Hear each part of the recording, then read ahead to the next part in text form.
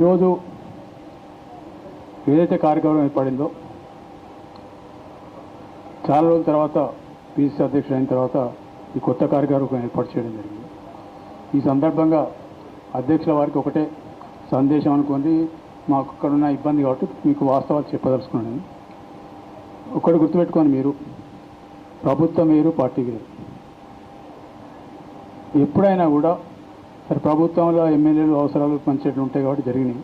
కానీ పార్టీ కార్యవర్గానికి సంబంధించిన మట్టుకు 10 సంవత్సరాలు రాక్షస పాలన ఎదుర్కొని ఎవరైతే ఉన్నా తిండి ఉన్నా లేకున్నా ఉపవాసం ఉండి ఒక్క పూట తిని వాళ్ళ జెండా పట్టుకొని పార్టీ కోసం తిరిగిండ్రు.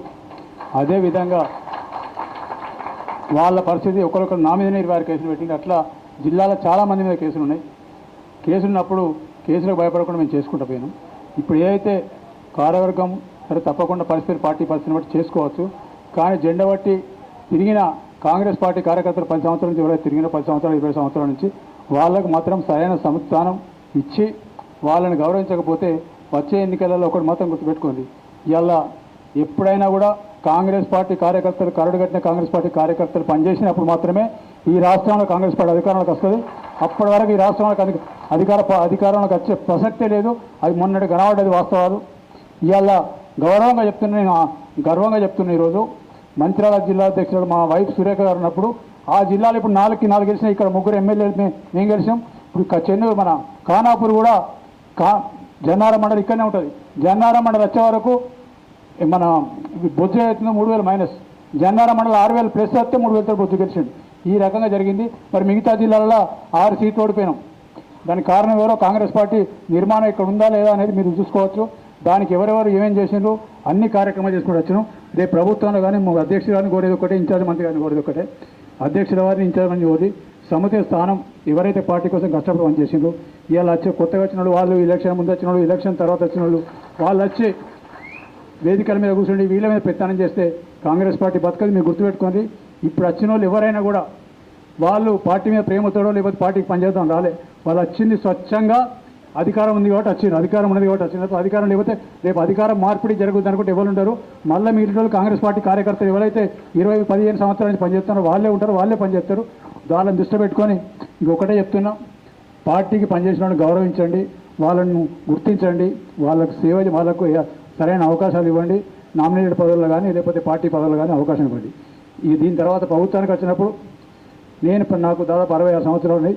83 నుంచి నేను ప్రత్యక్షంగా రాజకీయాలు లేను, కానీ ప్రభుత్వాలు చూసుకుంటూ వచ్చాను. ఎన్టీ రామారావు 83 ప్రభుత్వం నుంచి ఇప్పటి రేవంత్ రెడ్డి గారి ముఖ్యమంత్రి ప్రభుత్వం వచ్చే వరకు కూడా ఈ 40 సంవత్సరాల్లో ఈ రేవంత్ రెడ్డి గారి నాయకత్వంలో కాంగ్రెస్ ప్రభుత్వం ఏవైతే మనం స్కీములు వెల్ఫేర్ కానీ సంక్షేమ పథకాలు కానీ అభివృద్ధి కానీ ఎన్నికల్లో మేనిఫెస్టోలో పెట్టినామో దాదాపు సరే వాళ్ళు మండి బయట వేటోలు ఎన్ని మాత్రం కూడా 6 గ్యారెంటీలు 4 అంటారు. 6 గ్యారెంటీలు 4 దాదాపు పూర్తి అయిపోయినా 5 కూడా సగమైంది. మిగతా ఉన్నాయి ఆర్థిక పరిస్థితులు కాలే. కానీ ఇన్ని గ్యారెంటీలు, ఇన్ని సంక్షేమ పథకాలు, ఇంత అభివృద్ధి 40 సంవత్సరాలు నాకు తెలిసిన వరకు ఇంతవరకు ఏ ముఖ్యమంత్రి దగ్గర కూడా రాజశేఖర గారు చేసింది కానీ ఈ గవర్నమెంట్ చేసిన చర్య. కాకపోతే దురదృష్టవశాత్తు ఏంటంటే చెప్పిన కార్యక్రమాలు సరైన వీధిగా సరైన పద్ధతిలో మన గ్రామీణ ప్రాంతంలో కానీ మన కార్పొరేషన్లు కానీ లేకపోతే మున్సిపాలిటీలు కానీ ప్రజలకు మనం చెప్పుకోవడం లేదు. చెప్పుకోపోయే వరకు దాంతో ఏమవుతుందంటే మన వాళ్ళు రైతు రుణమాఫీ అంటారు. 190 మందికి రుణమాఫీ అయింది. ఇది వాస్తవం. ఎక్కడికంటే అక్కడ ఈ చర్చకం సిద్ధంగా ఉన్నాయి. అందులోకి మిగిలిన 10 మందిలో కూడా ఒక 4-5 బోగసు ఫ్రాడ్ ఉన్నాయి. ఇంకో 3-4 టెక్నికల్ రీజన్స్ తోట రాలేదు. దాన్ని పట్టుకొని 10 మంది రానోళ్ళు రోడ్డు మీదకి వస్తారు. వాళ్ళని పట్టుకొని టీఆర్ఎస్లో బీజేపీలో డ్రామా చేస్తారు. అదేవిధంగా 90 మంది ఎవరైతే వచ్చిందో వాళ్ళు మాట్లాడతారు. ఇంట్లో వస్తారే వాళ్ళు మాట్లాడతారంటే వాళ్ళు ఖచ్చితంగా ఎన్నికలు వచ్చినప్పుడు కాంగ్రెస్ పార్టీ ఓట్లు వేసారు, సర్పంచ్ కాబట్టి మన మున్సిపల్ కార్పొరేషన్ కనబట్టి. ఇట్లా ప్రతి కార్యక్రమాన్ని గ్రామీణ ప్రాంతంలో కానీ పట్టణ ప్రాంతంలో ప్రతి ఇంటికి ఈ కార్యక్రమం చేసిన ఈ గ్యాస్ కానీ లేకపోతే ఈ కరెంటు కానీ, కరెంటు యూనిట్లు మా నియోజకవర్గంలో దాదాపు 99% 200 యూనిట్ల కరెంటు మీకు అందిపోయింది. ఇంకొక కొన్ని మిగిలిన గ్రామానికి ఒకరిది అవి కూడా అయిపోతాయి. అదేవిధంగా రుణమాఫీ దగ్గర కూడా నాకు లిస్ట్ ఉన్నది. ఎందరికి మాఫ్ అయినా ఎందరికి మాఫ్ కాలేదు. మాఫ్ అవ్వడానికి కారణాలు ఏంటి? మాఫ్ అవ్వడానికి కొన్ని ఫ్రాడ్ ఉన్నాయి, కొన్ని ఇవి ఉన్నాయి. ఇట్లా రైతు భరోసా విషయంలో కూడా కొంచెం ఇబ్బంది ప్రజలలో మాట్లాడుతుండ్రు. దాన్ని తిప్పి కొట్టాల్సిన అవసరం ఖచ్చితంగా కాంగ్రెస్ పార్టీ కార్యకర్తలకు, నాయకులకు అందరికీ ఉన్నది. ఈ ప్రభుత్వం చేసిన మంచి కార్యక్రమాలు సంక్షేమం కానీ లేకపోతే అభివృద్ధి కానీ ఈ రాష్ట్రంలో గడిచిన 40 సంవత్సరాల ప్రభుత్వాలు ఎన్టీ రామారావు ప్రభుత్వం కానీ మన తర్వాత వచ్చిన విజయభాస్కర్ రెడ్డి, జనార్దన్ రెడ్డి, చెన్నారెడ్డి గారు కానివ్వండి, రాజశేఖర రెడ్డి చేసిండు కానీ పూర్తి కాకముందు సరే దురదృష్టం చనిపోయిండు. అట్లా జరిగింది. కాకపోతే ఈ 40 సంవత్సరాల గెలిచిన 2 సంవత్సరాల లోపల ఇన్ని రకాల కార్యక్రమం చేసిన ప్రభుత్వం మనదే. ఆ విషయంలో మనం గుండె మీద చేసుకొని కాంగ్రెస్ పార్టీ కార్యకర్తల నాయకులు ప్రజల దగ్గరికి పోయి ప్రతి ఇంటికి పోయి చెప్పాల్సిన అవసరం ఉంది.